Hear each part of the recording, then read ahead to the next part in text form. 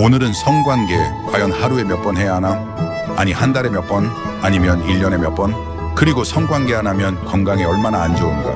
뭐가 정답인지 심층적으로 파헤쳐 보겠습니다. 오늘은 20대부터 90대까지 금욕 생활의 모든 것을 체험하고 계신 참는 것의 달인, 터질 것 같아 최한계 선생님과 30년간 성생활 공백이 인체에 미치는 영향을 몸소 실험해 오신 절제의 달인, 모차마 박욕정 선생님, 이 두 분을 모시고 심층 분석해 보겠습니다. 네, 안녕하세요. 네, 안녕하세요. 오늘 조금 개인적일 수 있지만 아마 많은 분들이 속으로 궁금해하셨을 주제를 가져왔습니다. 바로 성적 활동이 없을 때, 그러니까 일종의 금육 상태일 때요, 우리 몸과 마음에 정확히 어떤 일이 벌어지는지 한번 파헤쳐 보려고요.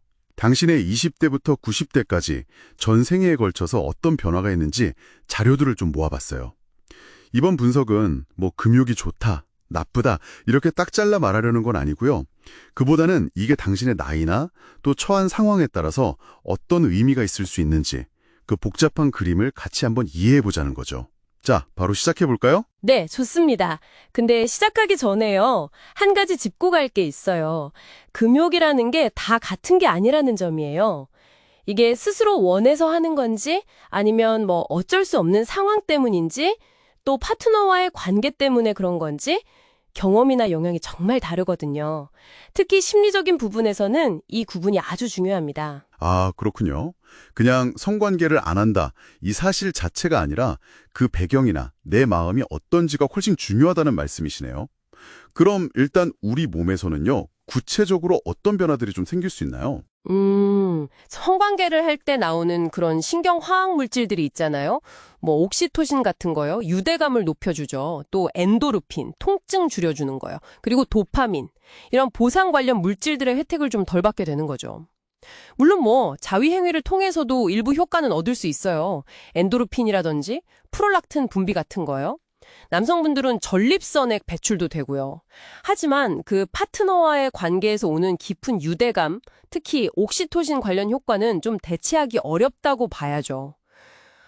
그리고 또 하나 기억해야 할 점은요, 많은 연구 결과들이 이게 상관관계라는 거예요. 이게 꼭 원인과 결과, 즉 인과관계를 말하는 건 아닐 수 있다는 거죠. 예를 들면 그냥 원래 건강하고 활력 넘치는 사람이 성적으로 더 활동적일 수도 있는 거니까요. 아, 정말 중요한 지적이시네요. 그러니까 단순히 A가 없어서 B가 생겼다, 이렇게 딱 잘라 말하기는 어렵다 이 말씀이시죠? 그럼 이 점을 좀 염두에 두고 연령대별로 어떤 특징적인 변화들이 있는지 한번 볼까요? 20대, 30대는 좀 어떤가요? 네, 이 시기에는 아무래도 신체적인 회복력이 좋잖아요. 그래서 금욕의 영향이 주로 심리적인 쪽에 좀 더 집중되는 경향이 있어요. 만약 자기가 원해서 하는 금욕이라면 뭐랄까 오히려 다른 목표, 학업이나 일 같은 데 더 집중하는 데 도움이 될 수도 있고요. 근데 그게 아니라 원치 않은 상황이라면 외로움이나 불안감, 심하면 자존감 저하로까지 이어질 수 있죠. 신체적인 측면에서는요, 주 1회 정도 성관계가 면역 글로불린 A, 이게 IgA라고 하는데요. 우리 몸 점막 면역의 중요한 항체거든요. 이 수치를 높여서 면역력에 좀 긍정적일 수 있다, 이런 연구 결과가 있고요. 또 20대 남성분들 같은 경우 월 21회 이상 사정을 하면요, 나중에 전립선암 위험이 좀 낮아질 수 있다, 이런 초기 연구 결과도 있긴 합니다. 오, 흥미로운데요. 그럼 40대, 50대로 넘어가면요, 그때는 흔히들 말하는 사용하지 않으면 잃는다, 이 말이 좀 중요해지는 건가요? 네, 어느 정도는요, 그 말이 좀 들어맞는 부분이 있습니다. 특히 여성분들 같은 경우에는요, 에스트로겐 수치가 자연스럽게 줄어드는 시기잖아요. 이때 규칙적인 성활동이 없으면 질 위축 위험이 좀 커질 수 있어요. 그러니까 질 조직이 얇아지고 건조해져서 불편하거나 통증이 생길 수 있는 상태요. 이게 또 심리적으로도 좀 부담이 될 수 있고요. 남성분들의 경우는 성관계 빈도가 주 1회 미만으로 떨어지면 발기부전 위험이 한 2배 정도 높아진다는 연구 결과가 있습니다. 아마도 규칙적인 발기가 음경혈관 건강 유지하는데 좀 도움이 되기 때문이 아닐까, 그렇게 추정하고요.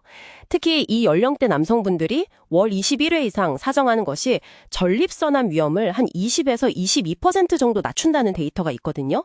이건 꽤 일관되게 나와서요. 그래서 뭐 파트너가 있든 없든 자위 행위의 건강상 이점이 좀 부각되는 시기라고 할 수 있죠. 아, 그렇군요. 신체적인 변화가 생기면 마음도 위축되고 그게 또다시 몸에 영향을 주고 이런 악순환이 생길 수도 있겠네요. 노년기로 가면 또 다른 양상이 나타난다고 들었어요.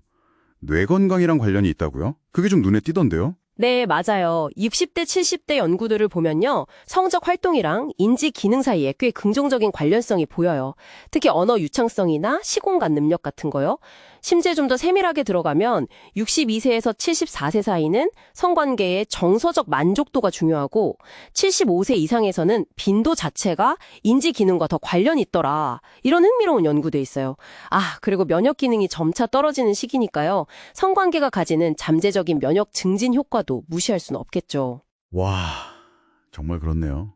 그럼 80세를 넘어서 초고령기가 되면 또 관점이 달라지는군요. 네, 그렇습니다. 이때는 사실 성교 행위 그 자체보다는요, 정서적인 친밀감, 이게 훨씬 더 핵심적인 역할을 하는 것 같아요.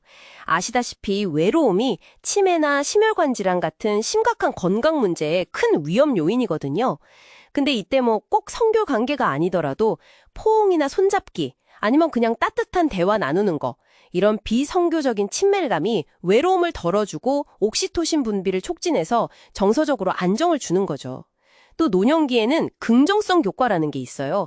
이게 뭐냐면 부정적인 것보다는 긍정적인 정보에 좀 더 주의를 기울이는 경향이거든요. 그래서 아마 성생활이 없는 것에 대해서 젊을 때보다는 덜 고통스러워하고 삶의 다른 만족스러운 부분들에 더 집중하는 경향도 나타나는 것 같습니다. 와, 쭉 들어보니까 성적 활동이 없는 게 미치는 영향이라는 게 정말 뭐랄까 다면적이네요. 진짜 나이나 상황 또 개인이 어떻게 생각하느냐에 따라서 경험이 이렇게 달라질 수 있다니 정말 단순하게 볼 문제는 아니었네요. 정확히 보셨습니다. 어쩌면 핵심은 성교 그 자체가 아닐 수도 있어요.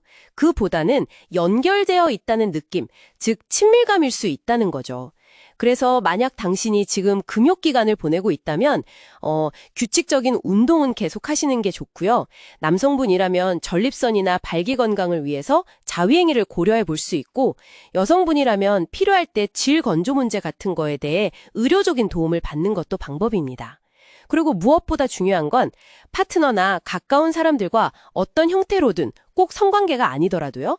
포옹이나 대화 같은 방식으로 꾸준히 친밀감을 나누는 것. 이게 정말 중요합니다. 네. 자, 오늘 마무리하면서 당신에게 질문 하나를 던져볼까 합니다. 당신의 삶에서 건강한 성생활 또는 충만한 친밀감이라는 것의 정의가 시간이 흐르면서 어떻게 변해가고 있나요? 어쩌면 우리는 어떤 특정한 행위를 넘어서서 그 관계와 연결 그 자체에 더 넓은 의미를 찾아가야 할 그런 시점일지도 모르겠습니다. 아니 그래서 대체 어쩌라는 거죠? 참 애매하게 이야기하네요. 자꾸 결론을 시청자한테 떠넘기니까 난감하네요. 항상 이런 식이네요. 여러분 정보 한 숟가락이었습니다. 다음 시간에 찾아뵙겠습니다. See you.